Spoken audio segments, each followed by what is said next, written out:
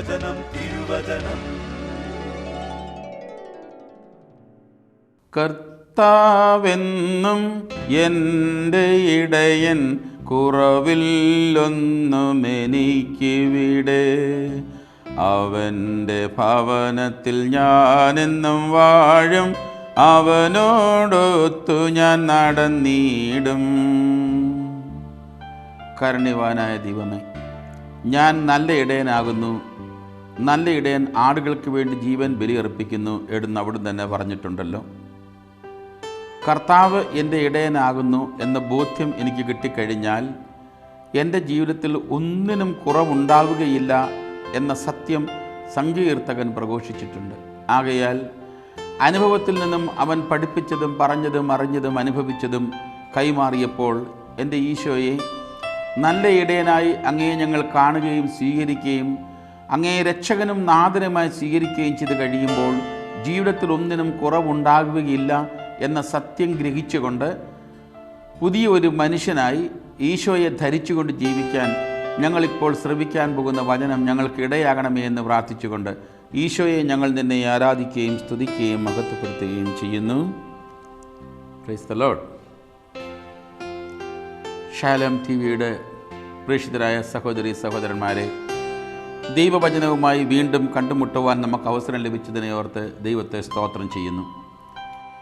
മനുഷ്യന് എന്നും എല്ലാ കാലവും കണ്ടുമുട്ടുമ്പോഴും സംസാരിക്കുമ്പോഴും സമാധാനമില്ല, സ്വസ്ഥതയില്ല, സന്തോഷമില്ല എന്നുള്ള ഒരു പല്ലവി എവിടെയും എല്ലാവരുടെയും തങ്ങിയും നീങ്ങിയും നിൽക്കുന്ന ഒരു യാഥാർത്ഥ്യമാണ്. വർഗീച്ചേട്ടാ എന്നാ ഉണ്ട് വിശേഷം എന്ന് ചോദിക്കുമ്പോൾ എന്നാ അച്ചോ അങ്ങനെയൊക്കെ അങ്ങ് പോകുന്നു എന്നല്ലാതെ സന്തോഷമാണ് സമാധാനമാണ് എന്ന ഒരു വാക്ക് കേൾക്കാൻ ഒരിക്കലും ഇടയായിട്ടില്ല. ആരോട് ചോദിച്ചാലും അങ്ങനെയൊക്കെ പോകുന്നു, ഇങ്ങനെയൊക്കെ തട്ടിമുട്ടിയും പോകുന്നു എന്ന ഒരു മറുപടി മാത്രമാണ് കിട്ടാറ്. എന്നാൽ ജാവച്ചേട്ടാ എന്നാ ഉണ്ട് വിശേഷം? സന്തോഷമായിരിക്കുന്ന അച്ഛാ, ഭാര്യയുണ്ട്, 2-3 കുഞ്ഞുങ്ങളൊക്കെ ഉണ്ട്, വലിയ പണവും പ്രതാപമൊന്നുമില്ല, എങ്കിൽ ഞങ്ങൾ സന്തോഷമായിട്ട് ജീവിക്കുന്നു, സംതൃപ്തിയാണ് എന്നത് ജീവിതത്തെക്കുറിച്ചോ കുടുംബത്തെക്കുറിച്ചോ അന്തരീക്ഷത്തെക്കുറിച്ചോ ഭാര്യയെക്കുറിച്ചോ ഭർത്താവിനെക്കുറിച്ചോ മക്കളെക്കുറിച്ചോ കേൾക്കുക അത്ര എളുപ്പമുള്ള ഒരു കാര്യമല്ല. സാധാരണക്കാരുടെ ആരെയും മനസ്സിലത് വരാറുമില്ല. അതെന്തുകൊണ്ടാണെന്ന് ചോദിച്ചാൽ ജീവിതത്തിലെ കൈപ്പേറിയ അനുഭവങ്ങൾ അന്ധകാരമയമായ ഒരു സാഹചര്യത്തിലൂടെ ഒരുപക്ഷെ കടന്നു പോകുന്നത് കൊണ്ടാണ്. നമ്മളൊക്കെ പറയാറുണ്ട്, സൂര്യൻ ഉദിക്കുമ്പോൾ മുതൽ അസ്തമിക്കുന്നത് വരെ, പിന്നെ കിടന്നു കഴിഞ്ഞാൽ സൂര്യൻ ഉദിക്കുന്നത് വരെ എന്നൊക്കെ ഈ നമ്മൾ സംസാരത്തിൽ നമ്മൾ കൊണ്ടുവരാറുണ്ട്. വാസ്തവത്തിൽ സൂര്യന് ഉദയാസ്തമയം ഇല്ല, സൂര്യന് ഉദിക്കുന്നുമില്ല, സൂര്യനൊട്ട് അസ്തമിക്കുന്നുമില്ല. പിന്നെ എന്തുകൊണ്ടാണ് രാത്രിയും പകലും അനുഭവപ്പെടുന്നതെന്ന് ചോദിച്ചാൽ ഭൂമി സൂര്യനെതിരായി പുറംതിരിഞ്ഞ് നിൽക്കുന്നത് കൊണ്ടാണ് അന്ധകാരം അനുഭവപ്പെടുന്നത്. സൂര്യനെ ഭൂമി നേരെ നോക്കി നിൽക്കാൻ തീരുമാനിക്കുമ്പോൾ അവൻ പ്രകാശത്തോടു കൂടി തന്നെ ജ്വലിച്ച് നിൽക്കുന്നു. ഭൂമി പുറംതിരിയാൻ തീരുമാനിക്കുമ്പോൾ അന്ധകാരം അനുഭവപ്പെടുന്നു. അവൻ്റെ കറക്കത്തിൻ്റെ പ്രതിഫലനമാണ്, അതിൻ്റെ പ്രതിഫലമാണത്. ഇതുപോലെ മനുഷ്യൻ എന്ന് അവൻ്റെ മനോഭാവം കൊണ്ട്, ചിന്ത കൊണ്ട്, മനസ്സുകൊണ്ട്, ജീവൻ കൊണ്ട്, ജീവിതം കൊണ്ട്, കടമ കൊണ്ട്, ധർമ്മം കൊണ്ട് ദൈവത്തിനെതിരെ തിരിയുന്നോ അന്ധകാരത്തിലേക്ക് പ്രവേശിച്ചു കഴിഞ്ഞിരിക്കും.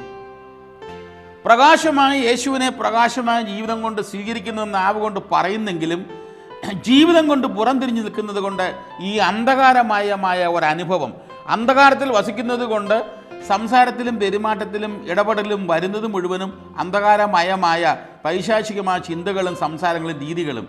നേരെ മറിച്ച് തമ്പുരാൻ്റെ നേരെ മനുഷ്യൻ മുഖം തിരിക്കാൻ തീരുമാനിക്കുമ്പോൾ പ്രകാശം കൊണ്ട്, സൂര്യൻ്റെ വെളിച്ചം കൊണ്ട് ചന്ദ്രൻ പ്രകാശമാനമായി നിൽക്കുന്നത് പോലെ തന്നെ ദൈവത്തിൽ നിന്നുമുള്ള ഞാൻ പ്രകാശമാകുന്നു, ഞാൻ ലോകത്തിൻ്റെ പ്രകാശമാണ് എന്ന് പറഞ്ഞ തമ്പുരാനിൽ നിന്നും ഈ പ്രകാശം അനുഭവിക്കുമ്പോൾ മനുഷ്യൻ ചന്ദ്രനേക്കാൾ ശോഭയുള്ളവനായി പ്രതിഫലിക്കുമെന്നതിന് തർക്കമില്ല.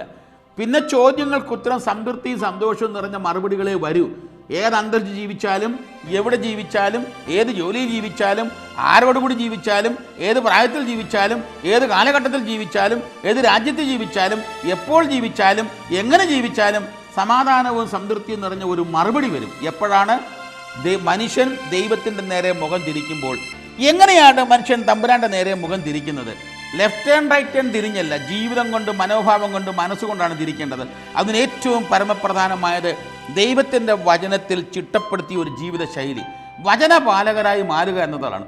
യേശു കർത്താവിൻ്റെ ജീവിതം നമ്മൾ പരിശോധിച്ച് നോക്കിയാൽ നമുക്കറിയാം, തിരുവചനത്തിൽ നിന്ന് കടുകുമണിയോളം വ്യതിചലിക്കുന്ന പ്രശ്നം ഈശോയ്ക്കുണ്ടായിരുന്നിരുന്നില്ല.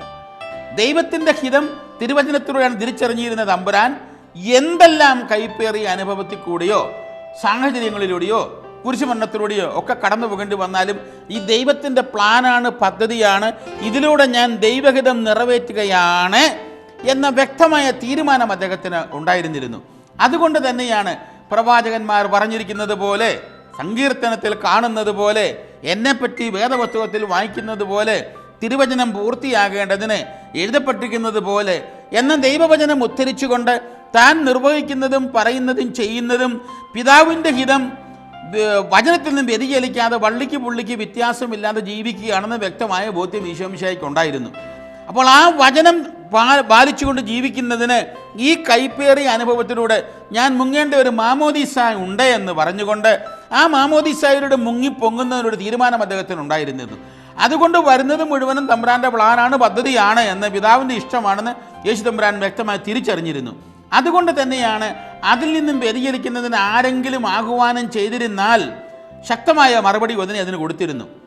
പത്രോസ് വാളെടുത്തുകൊണ്ട് ഒരുവൻ്റെ ചെവിയെ ഛേദിച്ചു.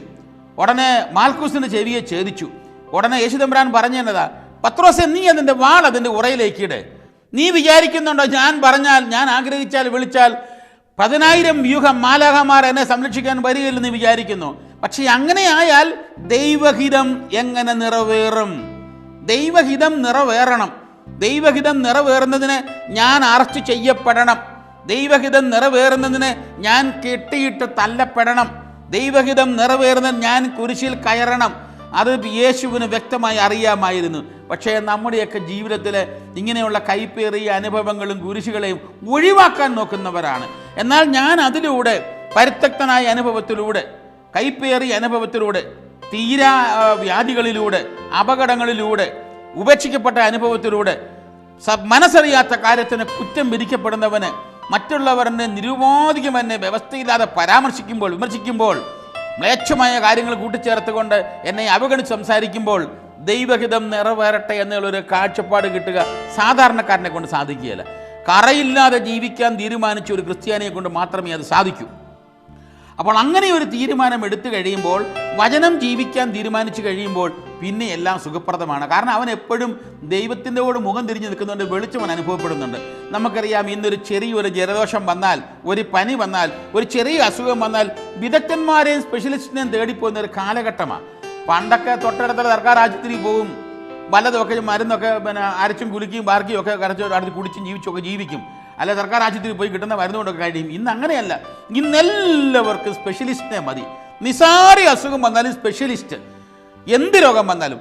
ഒരു കാര്യമുണ്ട്, ഒരു സ്പെഷ്യലിസ്റ്റിനെ പോയി എൻ്റെ മാരകമായ രോഗത്തിന് ഞാൻ കാണുമ്പോൾ സ്പെഷ്യലിസ്റ്റ് പ്രിസ്ക്രൈബ് ചെയ്യുന്ന, കുറിക്കുന്ന മരുന്ന് എത്ര വിലയുള്ളതായാലും എത്ര കൈപ്പേറിയതായാലും ഞാനത് കഴിക്കാനും വാങ്ങിക്കാനും തീരുമാനിച്ചിരിക്കും. കടമെടുത്തായാലും കിടക്കാടം വിറ്റായാലും താരിമാല പണയം വെച്ചായാലും ലോൺ എടുത്താലും കൊള്ളാം, എങ്ങനെയായാലും സർവത്ര വിറ്റ് പെറുക്കിയാലും ഉള്ള ആവശ്യപ്പെടുന്ന പണം കൊടുത്ത് എത്ര കയ്പ് നിറഞ്ഞ മരുന്നായാലും എത്ര വില കൂടിയതായാലും അത് ഞാൻ കഴിച്ചിരിക്കും. കാരണം ഈ രോഗത്തിൽ നിന്ന് സൗഖ്യം എനിക്ക് വേണമെന്ന് ഞാൻ ആഗ്രഹിക്കുന്നത് കൊണ്ട്, ഈ രോഗത്തെ കൈകാര്യം ചെയ്യുന്ന, പ്രതിവിധി നിശ്ചയിക്കാൻ സാധിക്കുന്ന പ്രഗത്ഭനായ സ്പെഷ്യലിസ്റ്റ്, ഡോക്ടർ, വിദഗ്ധൻ അത് പറയുമ്പോൾ ഞാനത് സ്വീകരിച്ചിരിക്കും. ഇതുപോലെ ഒരു കാര്യം മക്കളെ നമ്മൾ മനസ്സിലാക്കണം.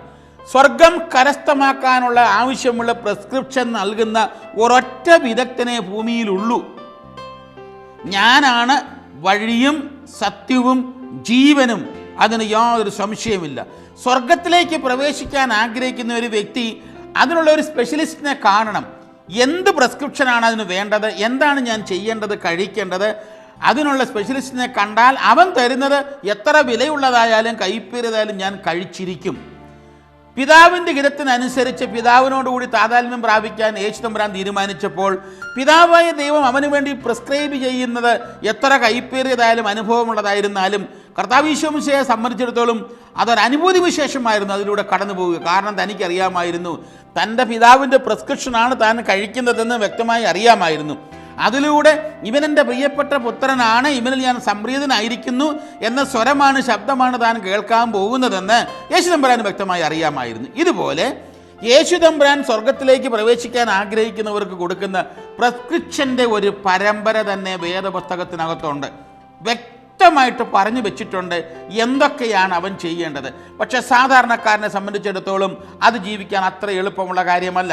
ശത്രുക്കളെ സ്നേഹിക്കണം, തിന്മ ചെയ്യുന്നവർക്ക് നന്മ ചെയ്യണം, ദ്രോഹിക്കുന്നവരെ അനുഗ്രഹിക്കണം, ആരെയും വിധിക്കരുത്, ആരുടെയും കുറ്റം പറയരുത്, ആരുടെയും തിന്മ പരത്തരുത്, സ്വയം പരിത്യജിക്കണം, കുരിശുകൾ വഹിക്കണം, നിരന്തരം മണിക്കൂർ പ്രാർത്ഥിക്കണം, ഹൃദയത്തെ പരിശുദ്ധാത്മാവിൻ്റെ ആലയമായി സൂക്ഷിക്കണം, പരിശുദ്ധാത്മാവിനോട് പ്രാർത്ഥിക്കണം, മണിക്കൂറുകൾ പ്രാർത്ഥിക്കണം, ഉറക്കളച്ചിരുന്ന് പ്രാർത്ഥിക്കണം, കഥകടച്ചിരുന്ന് പ്രാർത്ഥിക്കണം, എല്ലാവരിലും നന്മ കാണണം, ഓരോരുത്തർക്കും ചെയ്യുന്നത് എന്നോടാണ് ചെയ്യുന്നതെന്നുള്ള യേശു തമ്പുരാൻ്റെ പ്രിസ്ക്രിപ്ഷനെക്കുറിച്ച് വിലയിരുത്തി അതനുസരിച്ച് ജീവിക്കാൻ തീരുമാനിക്കണം.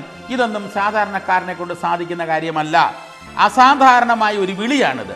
അതുകൊണ്ട് തന്നെയാണ് പരിശുദ്ധാത്മാവിൻ്റെ പ്രത്യേകമായ പല ദാനങ്ങൾ ലഭിച്ചെങ്കിൽ മാത്രമേ മനുഷ്യൻ്റെ കരങ്ങൾക്ക് ഇത് ജീവിക്കാൻ ശക്തി കിട്ടൂ. കാരണം മനുഷ്യന് ശബ്ദസ്പർശൻ രൂപൻ രസം ഗന്ധം എന്ന പഞ്ചവിഷയത്തിന് അവൻ അടിമയാണ്. ഈ ശബ്ദസ്പർശ രൂപരസഗന്ധ പഞ്ചവിഷയങ്ങളുടെ ആസക്തിക്ക് അനുയോജ്യമായ അതിനോട് ചേർന്നു പോകുന്ന ഒത്തിരിയേറെ യാഥാർത്ഥ്യങ്ങൾ നമ്മുടെ നാല് ചുറ്റുമുണ്ട്. നമ്മുടെ കണ്ണിന് വിരുന്നിരിക്കുന്ന ഒത്തിരിയേറെ സുഖസൗകര്യങ്ങളും യാഥാർത്ഥ്യങ്ങളും നമ്മുടെ നാല് ചുറ്റുമുണ്ട്. അതിനെയൊക്കെ വിട്ടുപിടിച്ച് നിൽക്കണമെങ്കിൽ, കർത്താവിൻ്റെ കൃപയ്ക്കും അരൂപിക്കും അനുസരിച്ച് സഞ്ചരിച്ച് മുന്നോട്ട് പോകണമെങ്കിൽ, സുഖപ്രദമെന്നും സന്തോഷപ്രദമെന്നും തോന്നുന്ന പലതിനെയും വിട്ടിട്ട് കർത്താവിൻ്റെ കരങ്ങളെ പിടിച്ച് യാത്ര ചെയ്യണമെങ്കിൽ അങ്ങനെയുള്ള ഒരു കാഴ്ചപ്പാട് വേണം. അതിനനുസരിച്ചുള്ള കാഴ്ചപ്പാടിനനുസരിച്ച് തൻ്റെ ഹൃദയത്തെയും കരങ്ങളെയും ബലപ്പെടുത്തുന്ന ശക്തി പരിശുദ്ധാത്മാവിൽ നിന്ന് ആർജിക്കുകയും ചെയ്യണം. അതുകൊണ്ട് ഈ തിരുവചനത്തിന് അധിഷ്ഠിതമായി വചനത്തിന് ചിട്ടപ്പെടുത്തിക്കൊണ്ട് ജീവിക്കാൻ തമ്പുരാൻ്റെ കൃപ ലഭിക്കാതെ സാധ്യമല്ലെന്ന് നമ്മൾ കാണുകയുണ്ടായി. ഇനിയും യേശു തമ്പുരാനാണ് സ്വർഗം കരസ്ഥമാക്കുന്നതിന് പ്രിസ്ക്രൈബ് ചെയ്യുന്ന ഏക വിദഗ്ധൻ ഞാൻ സൂചിപ്പിക്കുകയുണ്ടായി. അതിനനുസരിച്ച് പോകുക ദുഷ്കരമാണെന്ന് ഞാൻ പറയുകയുണ്ടായി. യേശു തമ്പുരാൻ ജീവിച്ചിരുന്ന കാലം മുതൽ നമുക്കറിയാം തിരുവനന്തപുരത്ത് ജീവിക്കുക എന്ന് പറയുന്നത് ദുഷ്കരമായ ഒരു കാര്യമാണ്. കാരണം യേശു തമ്പുരാൻ തൻ്റെ വചനം പഠിപ്പിച്ചപ്പോൾ വേദപുസ്തകത്തിൽ നമ്മൾ വായിക്കുന്നു, അവനെ ശ്രവിച്ചവർ ഇത് കഠിനമാണ്, ഇത് ആർക്ക് ജീവിക്കാൻ സാധിക്കും, ഇവൻ പറയുന്ന പോലും പ്രായോഗികമാണ്, ഇത് അപ്രാപ്യമായ കാര്യങ്ങളാണ്, പ്രാക്ടിക്കൽ അല്ല, ഇത് കഠിനമാണ്, ജീവിക്കാൻ നിവൃത്തിയില്ലെന്ന് പറഞ്ഞ് അവനെ ഉപേക്ഷിച്ച് അവർ പോയിട്ട് പിന്നീട് ഒരിക്കലും അവനെ അനുധാവനം ചെയ്തിരുന്നില്ല, അനുഗമിച്ചിരുന്നില്ല എന്ന് വേദപുസ്തകത്തിൽ രേഖപ്പെടുത്തിയിരിക്കുന്നു. അങ്ങനെ ഈ ജനമെല്ലാം പോകുന്നത് കണ്ടപ്പോൾ ശിഷ്യന്മാർ ഒരു നിമിഷം പകച്ചു നിന്നുപോയി. ഉടനെ യേശു തമ്പുരാൻ ശിഷ്യന്മാരോട് ചോദിച്ചു, നിങ്ങൾക്കും പോകാനാണോ താല്പര്യം? ഈ ജനം പോകുന്നത് കണ്ടില്ലേ? ഈ വചനം കഠിനമാണ്, ജീവിക്കാൻ സാധ്യമല്ല എന്ന് പറഞ്ഞ് ഈ ജനം പോകുന്നു. അതുപോലെ നിങ്ങൾക്കും എന്നെ ഉപേക്ഷിച്ച് പോകാനാണോ താല്പര്യം? അതിന് മറുപടി കൊടുത്തത് പത്രോസാണ്. സാധാരണ ശിഷ്യന്മാരോട് പൊതുവായിട്ട് എന്തെങ്കിലും ചോദിച്ചാൽ പത്രോസ് ചാടിക്കയറി മറുപടി പറയും. ആരെ കൊണ്ടും പറയിപ്പിക്കുകയില്ല, പറയാൻ നോക്കി നിൽക്കുകയില്ല. പത്രോസിന് തീക്ഷ്ണത കൊണ്ടായിരിക്കണം ചാടിക്കയറി മറുപടി പറയുന്ന ഒരു പ്രകൃതി പത്രോസിനുണ്ടായിരുന്നു. നമുക്കറിയാമല്ലോ, നമ്മൾ ഈ പ്രാർത്ഥനാ മീറ്റിങ്ങുകളിലൊക്കെ പ്രയർ മീറ്റിംഗ് ഒക്കെ വെച്ച് കഴിഞ്ഞാൽ ചിലരുണ്ട് മറ്റേ ആരെ കൊണ്ടും പ്രാർത്ഥിപ്പിക്കുകയില്ല, തെരതെരാന്നവരെ ഗോള് പന്ത് മറ്റേ ആരെങ്കിലും കൊടുക്കുകയില്ല, ചാടിക്കേറി ഇങ്ങനെ പറഞ്ഞുകൊണ്ടേയിരിക്കും. അവർക്ക് നല്ല ശൈലിയുമുണ്ട്, മറ്റാരും പറഞ്ഞാലെന്നും പ്രാർത്ഥിച്ചാലും ശരിയാകുകയെന്ന അവരുടെ ധാരണയും. അതുകൊണ്ട് ആലങ്കാരിക ഭാഷയൊക്കെ ചേർത്ത് അവർ കാർമേയങ്ങളുടെ ഇടയിൽ തേങ്ങാപ്പൂളി പോലെ ശോഭിക്കുന്ന ഈശോയെ എന്ന് പറഞ്ഞുകൊണ്ടൊക്കെയുള്ള പ്രാർത്ഥനയൊക്കെ അങ്ങോട്ട് തുടങ്ങും. ആർക്കും വിട്ടുകൊടുക്കുകയില്ല. പത്രോസിന് അത്രയൊന്നുമില്ലെങ്കിലും ആലങ്കാരിക ഭാഷയൊന്നുമില്ലെങ്കിൽ തീക്ഷ്ണത ഭയങ്കര പത്രോസിൻ്റേത്.